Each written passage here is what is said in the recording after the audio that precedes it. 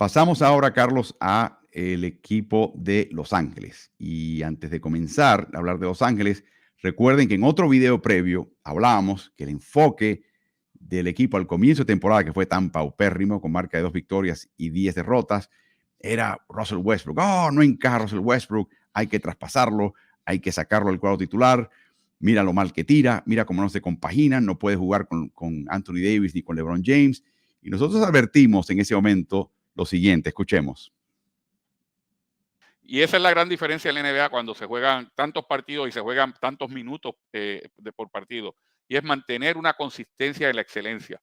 Y eso en los años tempranos de su carrera, tanto en New Orleans como cuando llegó a Los Ángeles, Davis lo hacía. Por eso era que siempre estaba en la conversación de los mejores 5 jugadores de la liga.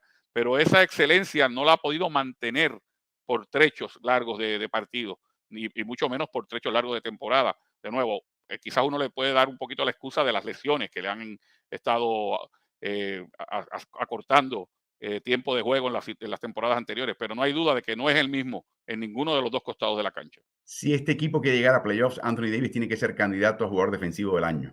Tan sencillo como eso. Con el elenco que tiene alrededor, eso es lo que se requiere de él.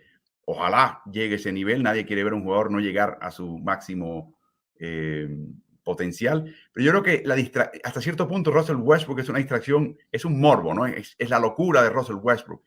Pero verdaderamente no es el jugador clave en este equipo, no es el determinante. Para mí el determinante de este equipo es Anthony Davis. No solamente debería ser el defensivo del año, debería ser el jugador más valioso de los Lakers, aún con LeBron en cancha. Y eso son palabras enormes, mayores. Bueno, Carlos, ¿qué te parece? Nos tratamos. Algo pasó. ¿Y sabes lo que pasó, Carlos? Fue el partido contra Sacramento Kings. El fin de una racha de 5, 6 derrotas del equipo de Los Ángeles. Esa fue en casa. Yo creo que Los Ángeles no ve a Sacramento como tú y lo vemos este año, un equipo muy mejorado. Siempre pensaban en los viejos Sacramento Kings, que son sotaneros, y parece que eso le llegó al alma. Desde entonces, Carlos la está absolutamente rompiendo. De hecho, jugador de la semana, esta semana en la Conferencia del Oeste, y viene de un partido de 50 puntos hace un par de días. Un enfoque, sin lugar a dudas, ahora en jugar lo más cerca al canasto posible. Recibe los mismos pases en el perímetro, pero en lugar de recibir inmediatamente lanzar, ahora la pone en el piso y empieza a acercarse un poco más al aro en cada ocasión que puede. Las dobles marcas llegan, obviamente, a veces, y aún contra doble marca anota, o, como hemos visto, pasa muy bien a la esquina y alimenta compañeros. Entonces, está mucho más enfocado. Sabemos de las habilidades defensivas de Anthony Davis y lamentablemente anoche se tuvo que ir temprano porque estaba pasando por síntomas de enfermedad que esperemos que no sea el COVID. Pero lo cierto es que cuando ha estado saludable y ha estado atacando el aro, este es otro Anthony Davis. Y cuando hay otro Anthony Davis, hay otros Los Ángeles Lakers. Y de ahí esa marca de 8-2 antes del partido de anoche. No, la verdad es que es algo serio. 5 derrotas consecutivas, terminan perdiendo en casa contra Sacramento y de repente explota este jugador. Carlos, que también está encerrando con candado. Se coloca en el medio de ese cuadrilátero, que es la zona pintada, y no importa dónde estén el resto de sus compañeros, por ahí no pasa nada. Si él está ahí marcando cerca del aro, y es muy difícil anotar en su contra. En los primeros 12 partidos de la temporada, este equipo tuvo marca, como mencionaba, de 2-10. Sin contar el partido de anoche, que fue derrota. Tienen ahora marca de 8-2 desde entonces. Estos números no incluyen los números de anoche porque francamente apenas jugó. Lo interesante aquí es lo siguiente, Carlos. No es que esté jugando más minutos por partido. Está jugando lo mismo cuando perdían que cuando ganaban. Pero cómo ha cambiado la eficiencia neta cuando estaba en cancha, que lo alertamos en ese video previo. El equipo de Los Ángeles perdía trayecto contra los rivales. Ahora lo saca de la cancha. Anotar es el porcentaje reboteador del 15% al 21%, una mejoría de casi la mitad. La eficiencia en sus tiros, como mencionabas, más cerca del aro, toca más el balón que nunca antes. El ritmo de juego es más o menos el mismo, que ha sido un cambio de Darvin Ham. Y lo que llaman el PIE, que es una manera de valorarlo. Bueno, ¿qué tal si les digo que está segundo en la liga, solamente detrás de Embiid, entre jugadores con 6 partidos jugados y 30 minutos por partido? Así que, ¿cómo ha cambiado Anthony Davis? ¿Qué ha hecho? Mencionas, se está acercando al aro. Y es dramática la diferencia en el promedio, el radio de tiro promedio de Anthony Davis de hace un par de años, donde lanzaba a 3,5 metros, casi 12 pies de distancia, al año pasado, que reduce a menos de 3 metros, menos de 10 pies por distancia, al año de hoy, que es menos de 2 metros y 6,5 pies de distancia. En otras palabras, en 3 temporadas, reduce a la mitad el radio promedio de tiro y no está lanzando triples. Los estaba metiendo en el 2021, no así el año pasado, no así este año. Ha eliminado esa parte de su dieta. Y la otra cosa que ha hecho también, como menciono, los tiros a media distancia, como proporción de la totalidad de sus tiros, cae del 13 al 12 al 9% en las últimas 3 temporadas. El porcentaje de tiros de triple, notablemente, del 20 al 14 al 7. Carlos, cuando es el pantallador en jugadas de pick and roll, ataca el aro en 21 ocasiones en noviembre. Es el 6º promedio más alto en su carrera desde el 2013. Y en lo que ha pasado también aquí en Los Ángeles es que Darvin Ham lo pone a jugar como pivot, Carlos. Nada de eso de que él no le gusta jugar pivot, que me traigan a Dwight Howard, que me traigan a Thomas Bryant, que yo quiero jugar de 4. Esos tiempos aparentemente se acabaron en Los Ángeles, Carlos. O sea, Darvin Ham lo que ha hecho es ponerlo en la posición en la que él tendría que ser dominante, que es la posición de centro, independientemente de cuál es la que le guste a él jugar.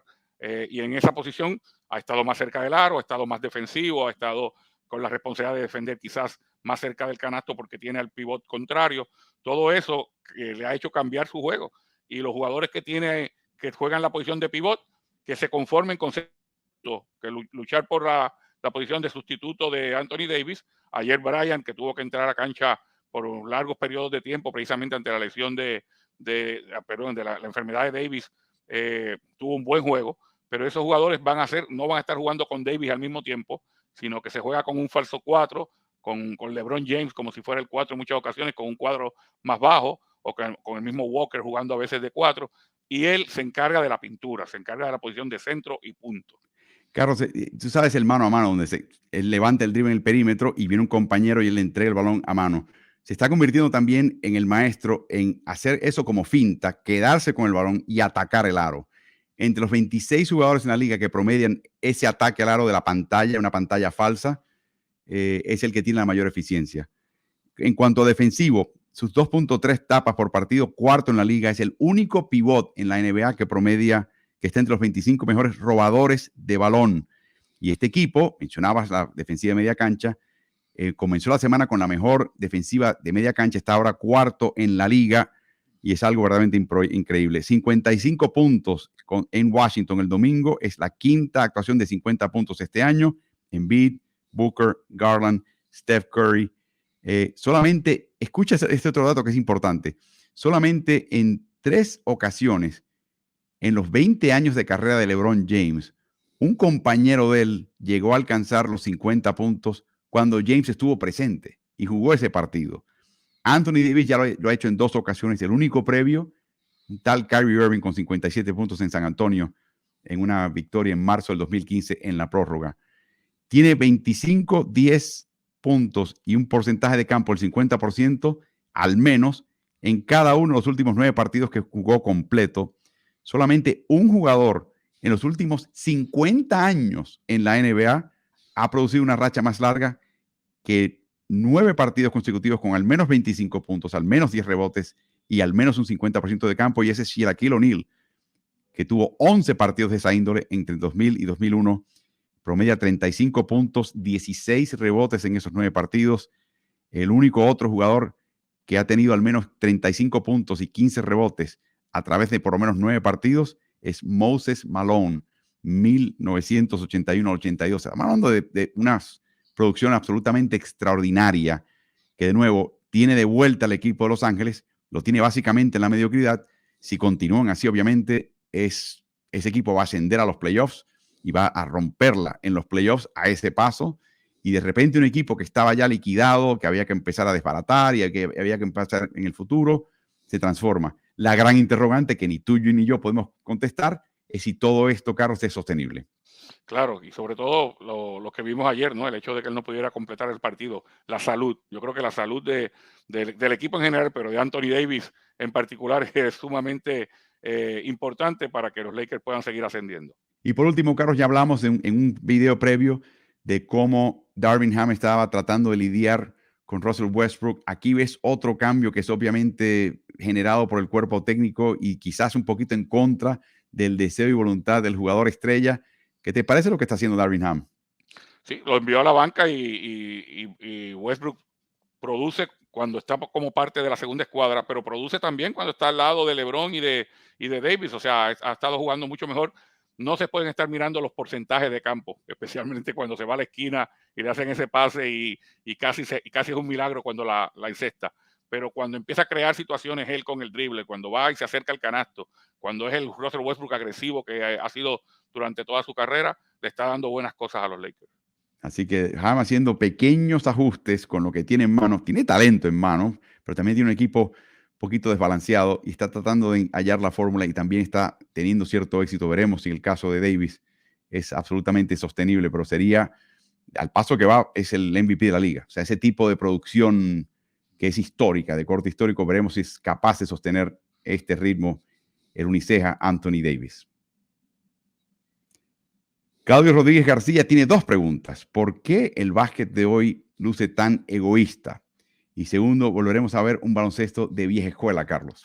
Uy, yo no sé si la premisa, o sea, a veces uno llega a unas conclusiones y quizás a la persona que le está haciendo la pregunta, que en este caso me la estás pasando a mí, Álvaro, yo no estoy de acuerdo con la premisa. O sea, yo creo que el baloncesto anterior, uno lo recuerda de alguna manera, quizás muy, ¿cómo te diría?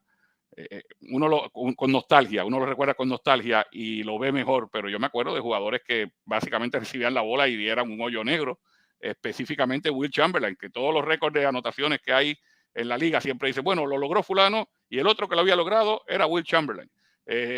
Y así por el estilo, habían varios jugadores de ese corte. Y Michael Jordan al principio de su carrera. Y Michael Jordan era un hoyo negro al principio de su carrera también. Hubo que convencerlo de que tenía que pasar el balón y ser más altruista para ganar campeonatos. Y él al principio renuentemente así lo hizo. Kobe Bryant, que en paz descanse, era un jugador que se quiso hacer nombre solamente lanzando al aro. Y así por el estilo. Yo no creo que haya dos épocas distintas, la del egoísmo sea la de ahora y la del altruismo sea la anterior, porque me parece que por lo que vi de básquetbol, básicamente es el mismo básquetbol. Voy a enfocarme en la palabra de Carlos, de lucir tan egoísta, porque el hecho es, por ejemplo, San Antonio empezó con el tema de pases. Golden State incorpora y Phoenix a nivel de que empiecen a promediar 300 pases por partido. Así que el balón circula como quizás no lo hacías, tendrías que remontarte a varias épocas previas. Lo que sí, Carlos, todavía tenemos la emergencia, lo hemos hablado acá en Ritmo, de la ofensiva heliocentrista o unipolar, donde tienes tasas de uso altísimas, donde un jugador es el que decide. James Harden es el niño insignia de este movimiento, ¿no? El mismo Luka Doncic en este momento es el jugador clásico de ese momento. El mismo Nikola Jokic, jugador más valioso, sigue siendo el que domina el balón. Así que a nivel de lucir, cuando examinas las estadísticas, ves, wow, 30 asistencias por partido como equipo, 20 y tantas, 2/3 de las canastas habilitado por asistencias. Y eso va en contra de la noción de ser un básquet egoísta, pero sí estás viendo un básquet que empieza a ser definido y pasar mucho, mucho más por muy pocas manos, Carlos. Eso sí. Pero eso ocurrió siempre, Álvaro. A eso es a lo que me refiero. O sea, que cuando tú veías los equipos de antes, había una figura que tenía el balón en las manos continuamente, que era el que tomaba las decisiones. Tan es así que el equipo de los Knicks de los años 70 y 71 recibió muchas loas de los principios de los años 70 hasta el 73, que también estuvieron figurando. Recibían muchas loas porque compartían el balón, porque el tema era pásasela al que esté abierto. Mira qué concepto tan difícil para entender. Pásale el balón al que esté abierto, hit the open man. Y eso le ganaba muchas loas de todo el mundo porque era un juego donde se ganaban campeonatos compartiendo el protagonismo. Lo mismo de los Celtics, ¿no? Los Boston Celtics, que si bien tenían a un Bob Cousy que tenía el balón en las manos todo el tiempo, tenían a 4 o 5 jugadores promediando más de 10 puntos por juego. Eso no era la norma, esa no era la norma. La norma era la superestrella de 30 puntos por juego y tener todo el protagonismo ellos. Y por eso te digo que si bien es cierto que sí, que hay baloncesto que está centrado en estrellas hoy día, lo hubo siempre. Oscar Robertson dominaba el balón. El mismo Karim Abdul-Jabbar en una época también dominaba el balón. Carlos, Pete Maravich dominaba el balón. La asistencia era para hacer espectáculo, era para hacer un show, pero en realidad era un tirador. y un tirador en serie. Así que es interesante lo que mencionas y veremos a dónde evoluciona el baloncesto. A mí no me cabe duda que va a seguir evolucionando. Cuando uno piensa que ya llegó a un punto, empiezan a cambiar las cosas por razones distintas y veremos qué pasa de ahora en adelante. Y así concluimos esta pregunta de Carlos Rodríguez acerca del estilo de baloncesto del día de hoy.